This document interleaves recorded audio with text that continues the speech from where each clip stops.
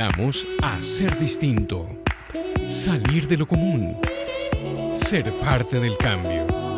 San Ignacio University. Somos parte del futuro.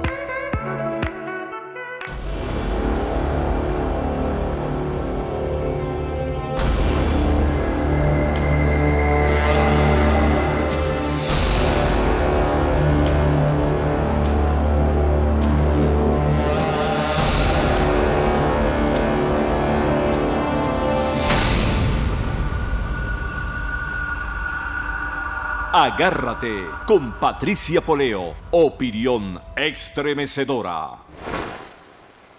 Buenas noches, bienvenidos a Agárrate. Hoy es el martes 7 de mayo del año 2019. Comienzo por darle la bienvenida a nuestro nuevo aliado. Se trata de Mini Bistro. Si por razones de tiempo tú no puedes comer sano todos los días, pues nosotros te ofrecemos los servicios de Mini Bistro. Ellos te van a hacer el servicio de cantina a excelentes precios, la comida a tu gusto, como tú la prefieras. Te pueden preparar desde un pollo a la plancha con ensalada hasta una espectacular arepa venezolana, un delicioso sushi, wraps, ensalada, hasta un pan con lechón. Todas esas cosas las tiene Mini Bistro. La gente de Mini Bistro se las ingenió para llegar a todos los gustos. Si estás de compras por el Westland Mall de Hialeah, visítalos o lo puedes contactar también a través de los datos que viste en la pantalla. Mini Bistro Fresh and Gourmet. Bueno, vamos a comenzar la agenda de hoy con algo que habíamos así como, se nos había como olvidado, que es esto que yo siempre les pido a todos los ciudadanos, a todos los seguidores de Factores de Poder, y es que tenemos que estar mosca. Tenemos que estar mosca con lo que hacen unos y con lo que hacen otros. Los ciudadanos, para ser ciudadanos de verdad y dejar de ser habitantes, tenemos que estar mosca. Fíjense, ayer se anunció que la agenda de la Asamblea Nacional en Venezuela el día de hoy tenía 2 puntos. El primer punto, eso lo explicó aquí el diputado Richard Blanco. El primer punto era el relacionado con el reintegro de Venezuela al TIAR.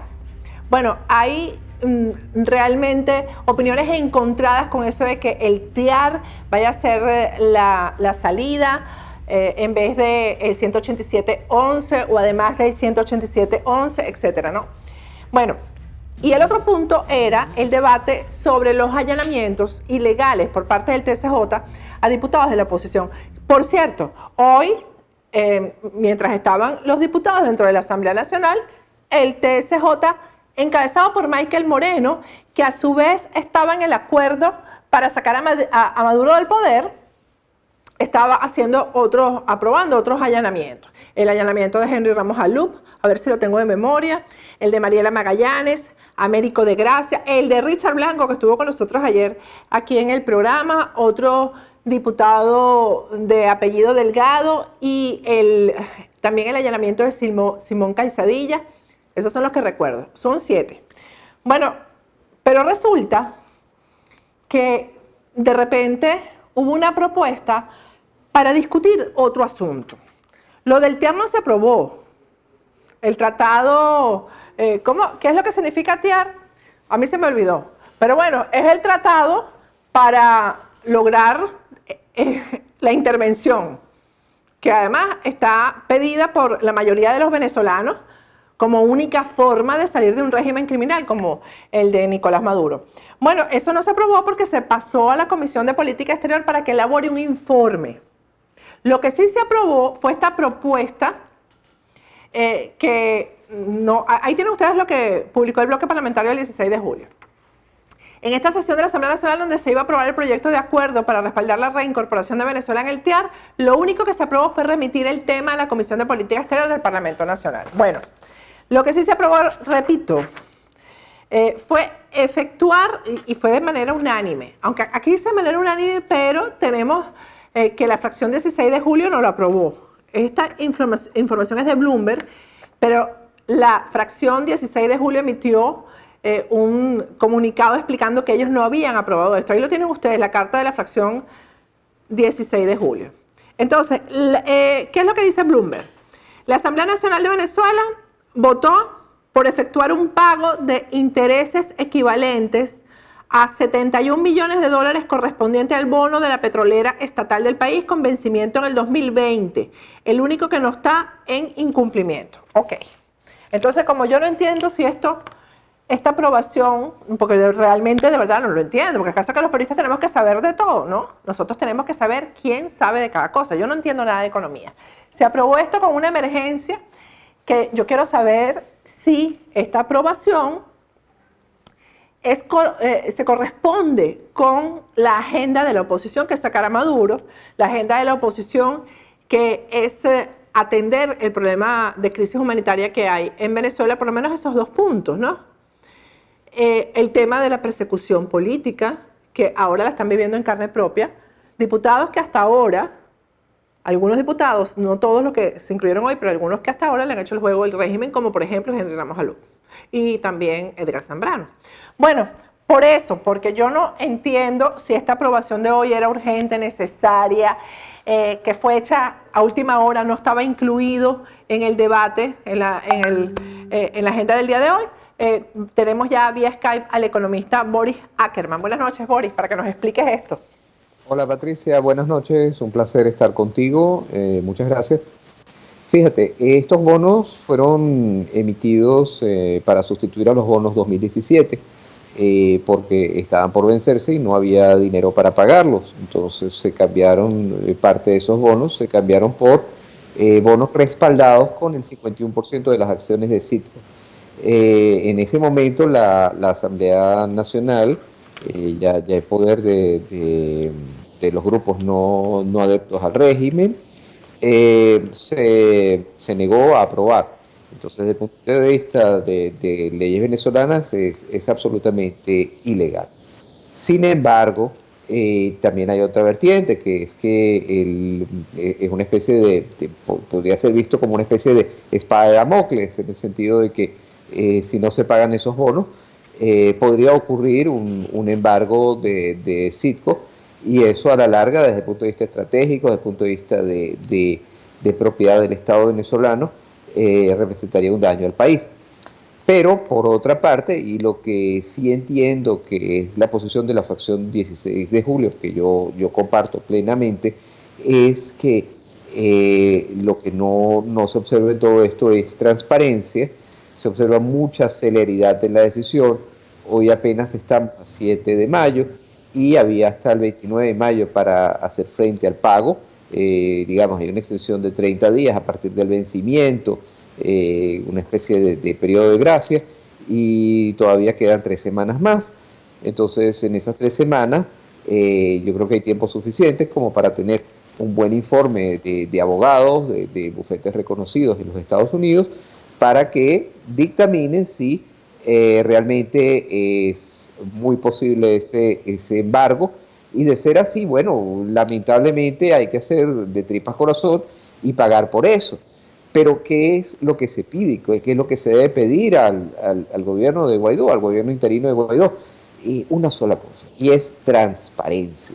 La transparencia debe ser el eje de cualquier acción futura de un gobierno que pretenda conducir una transición. ¿Y sabes por qué? No son solamente estos 71,6 millones de dólares que se están pagando de intereses. Hay mucho más en juego. Estamos hablando de que ante una eventual transición, posiblemente comience un periodo de privatizaciones, comience también un periodo de reconocimiento o refinanciamiento de la deuda externa, que algunas fuentes dicen que son 140, otras 160, otras 70.000 millones, lo que realmente está emitido legalmente como instrumentos, títulos, valores, bonos, está alrededor de los 50.000 millones. Es realmente hay total falta de conocimiento real emitido por fuentes serias de cuánto se debe. Entonces, lo que sería muy sospechoso, muy negativo, es tener de repente que te llegue una servilleta firmada por algún antiguo chavista y tener que pagársela a costa del futuro de los venezolanos. Entonces, todo eso debe ser manejado con una gran transparencia y claridad.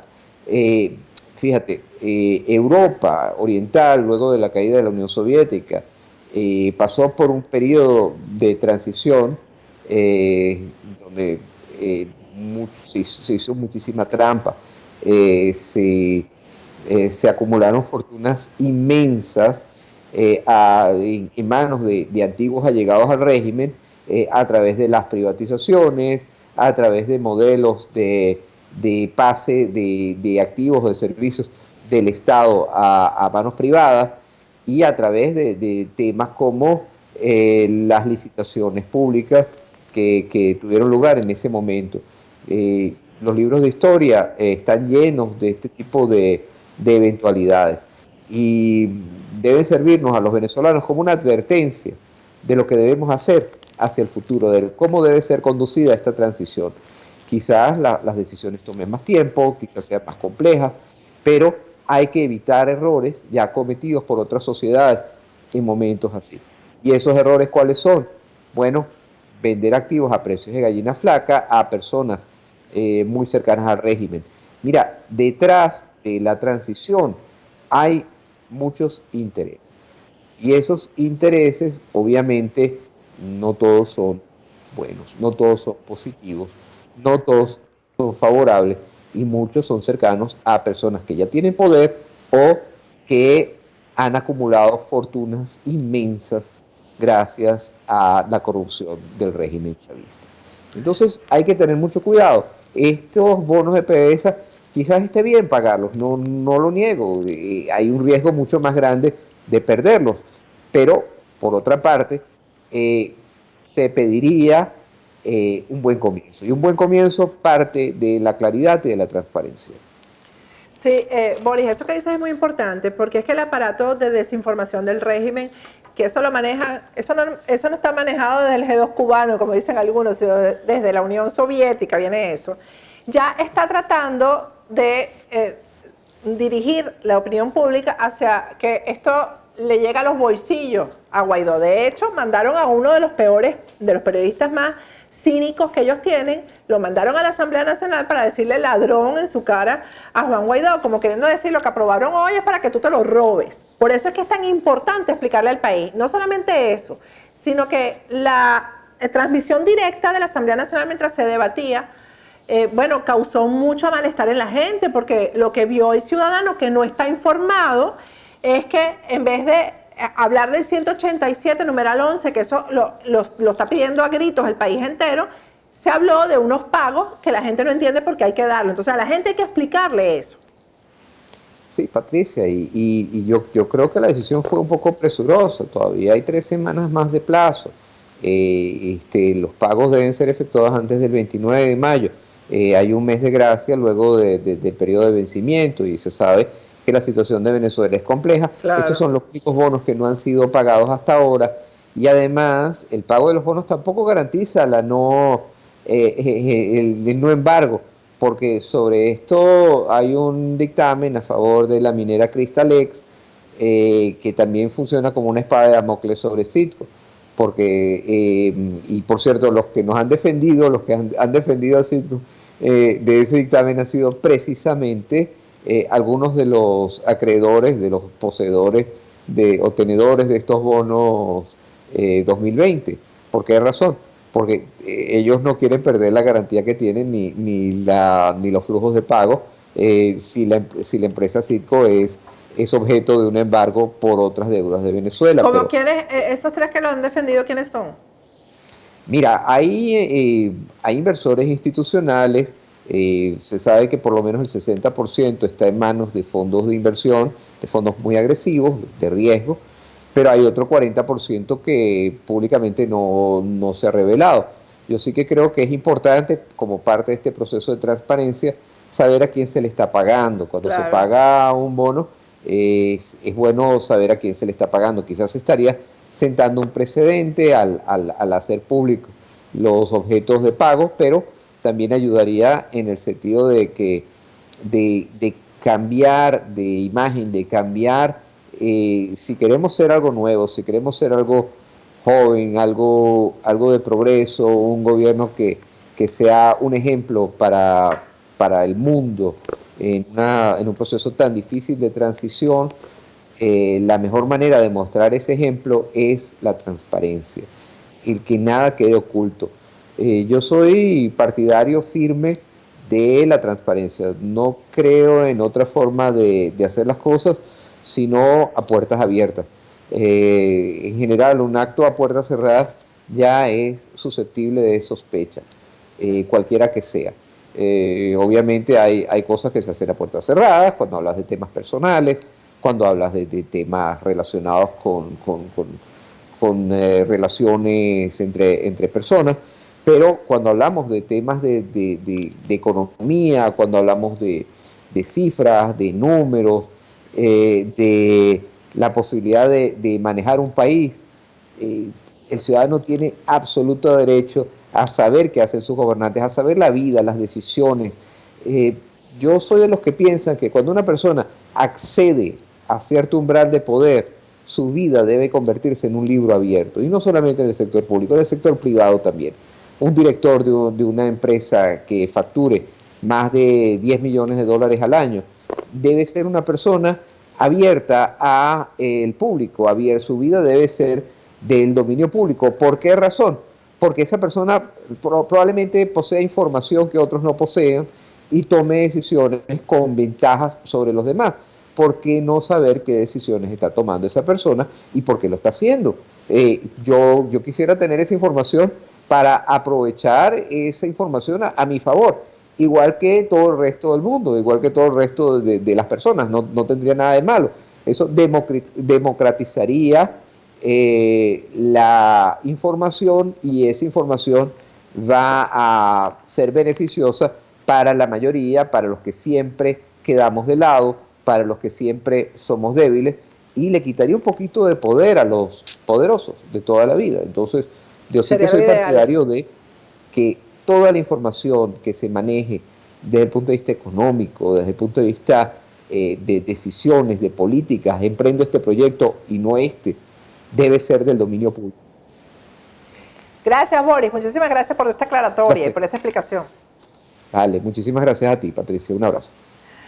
Bueno, vamos a ir a un corte. Al regreso seguimos con Agárrate. Yo antes quiero recomendarte y recordarte que bajes en tu teléfono inteligente la aplicación de Calogero Tramonte, que es tu red. Hay que irse a arreglar bonito este fin de semana porque el domingo es el Día de la Madre. Baja la aplicación porque es mucho más fácil hacer la cita con Calogero a través de la aplicación. Con la aplicación vas a llegar a esos productos maravillosos que utiliza Calogero para mantener el pelo perfecto, y además con la aplicación vas a acumular rewards, de manera que depende de tu lealtad, todo te va a salir mucho más económico. Vamos a un corte y al regreso seguimos con Agárrate.